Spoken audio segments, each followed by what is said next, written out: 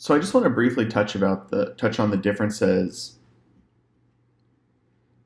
In this video, I just want to quickly touch on the differences between this Repl.It and the actual Android Studio.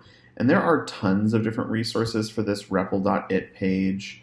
There's lots of different ones that are called different things, but basically this is run, evaluate, play, loop. It's like a typical developing tool where we almost like a playground that we can explore within and just easily write lines of code. Whereas within Android Studio, there's a lot that we have to do. For example, we have to start building user interfaces. We have to connect those interfaces. We have to write a bunch of code. And so even just to get up and running, it takes a while. Whereas the Repl.It page is much simpler and much cleaner.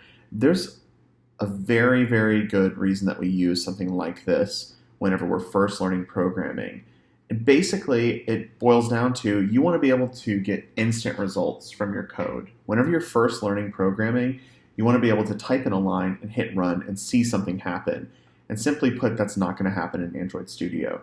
So I'm on the Repl.It page and I've made my account, and I'm just going to click New Repl, and I'm going to type in Kotlin, and it will pull up Kotlin. If you wanted to work in Java, for example, you type in Java, but I'm going to type in Kotlin, pick that, I'm going to name it, I'm just going to call it my first Repl, and just me messing around. I'm going to create it, and it will take a little bit to load, but it's going to create this main.kt file over here, a .kotlin file.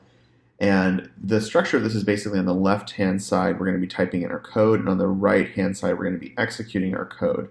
We can share our code very easily just by hitting the share button and clicking on this link. That's how you'll submit things that are submitted this way. In our settings window, we have different layouts that you can play with. I personally like the side-by-side. I like using darker themes, so I'm going to switch to dark. I'm going to use a larger font size just because I'm broadcasting this. The indent type, indent size, these are all kind of preferences, and code intelligence, which I am going to have enabled.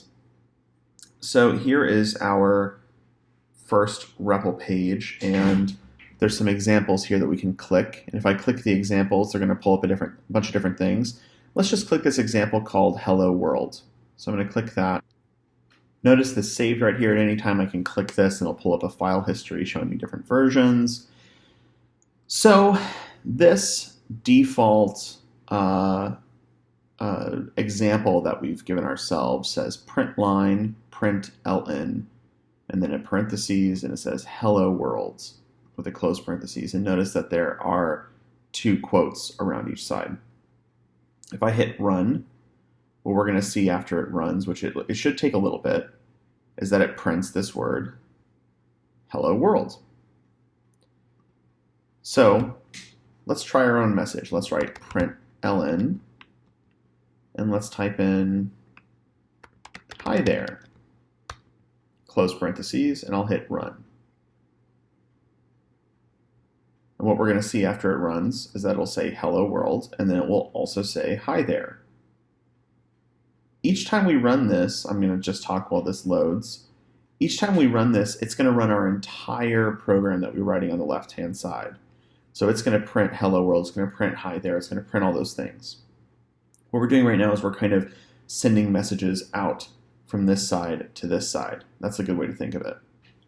So notice that there's also these numbers that appear, and as I add more lines to my code, those numbers get larger and larger. This is just so we can easily reference, oh, on line 10 we have this happening, on line 6 we have this happening. These are purely symbolic. It's not important that your code exactly matches mine, but it's helpful whenever we have a conversation about the code that we can point to a specific line.